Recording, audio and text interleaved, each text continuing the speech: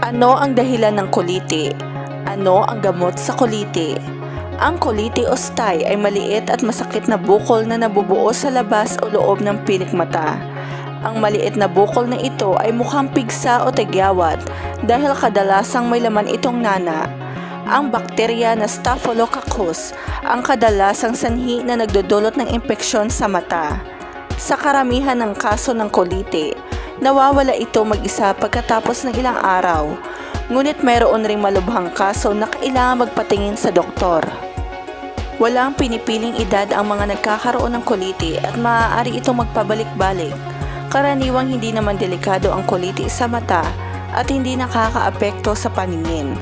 May dalawang klase ng kolite, external at internal na kolite. Ang external na kolite ay nagsisimula bilang isang maliit na tuldok katabi ng pilik mata. Pagkatapos, ito ay mamumula, masakit at mamamaga na tatagal ng ilang araw bago ito pumutok at maghilom. Ang internal na kolite naman ay ang mapula at masakit na pamamagang nasa loob ng eyelid. Maaaring mawala ng tuluyan ang internal na kolite kapag nawala na ang impeksyon o kaya naman mag-iwan ito ng cyst na kailangang matuyo. Ang mga palatandaan at sintomas ng kolite ay ang mga sumusunod. Maliit na mapulang bukol sa eyelid na mukhang pigsa o tigyawat. Masakit na talukap ng mata o tila napuwing. Namamagang talukap ng mata. Naluluhang mata. At pagkaroon ng mga langib o paltos sa paligid ng eyelid. Iilan sa mga dahilan ng pagkakaroon ng kolite ay ang mga sumusunod. Poor hygiene o ang maruming pangangatawan. Halimbawa na lamang ay ang paghawak o pagkusot sa mata gamit ang maruming kamay ay isang paraan para malipat ang bakterya sa eyelids. Ang pamamaga ng eyelid ay isa din sa mga dahilan na nagdudulot ng kolite. Ang pamamagang ito ay dahil sa pagbabara ng oil gland sa gilid ng eyelid sa likod lamang ng pilik mata. Ang makeup, alikabok, o kaya scar tissue ang mga halimbawa ng bagay na magdudulot ng pagbabara. Ang baradong gland na ito ay maaari ding maimpeksyon. Samantala, ayon naman sa mga matatanda, kapag ang tao ay mayroong kolite, ibig sabihin, siya ay nanilip. Kaya naman nahihiya dati ang taong may kolite, lalo na kapag lalaki, dahil tutoksohin ito ng kanyang mga kaibigan. Ngunit ito ay haka-haka lamang at hindi rin napatunayan ng mga siyentipiko. Ilang araw tumatagal ang kolite. Gaano katagal bago ito tuluyang gumaling? Kadalasan, mayroong pamamaga ng 3 araw. Pagkaraan ng ilang araw, puputok din ang kolite at lalabas ang nana. Tatagal ang paghihilo mula mga 7 hanggang 10 araw o mahigit 1 linggo kapag sinundan ang mga tuntunin at payo. Hindi naman nakakamatay ang kolite, ngunit nakakasagabal ito sa araw-araw na pamumuhay o trabaho. Pumunta ka agad sa doktor o ophthalmologist kapag tuluyang lumalaki ang kolite at lumalala ang pananakit nito. Ano ang mabisang gamot sa kolite?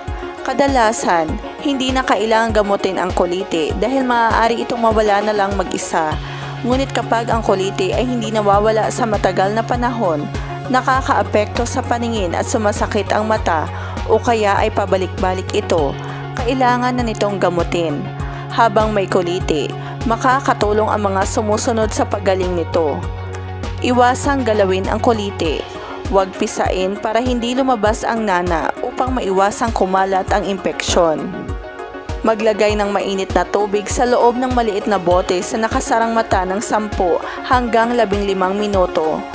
Ito ay makakatulong sa pagginhawa mula sa sakit at nang mapabilis ang pagliit ng kolite. Halimbawa sa mga bote na maaaring gamitin ay ang bote ng gamot na wala ng laman.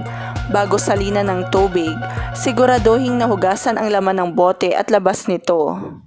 Panatilihing malinis ang mga lugar na nasa paligid ng mata na may kolite upang hindi lumala. Iwasan ang paggamit ng makeup at contact lens habang may kolite. Gumamit ng warm compress upang pagalingin ang kolite. Ang warm compress ay isang telang pinainitan sa mainit na tubig. Ingatang gumamit ng sobrang init na tubig, lalo na kapag bata ang gagamit. Ilagay ang warm compress sa apektadong mata ng 5 hanggang 10 minuto.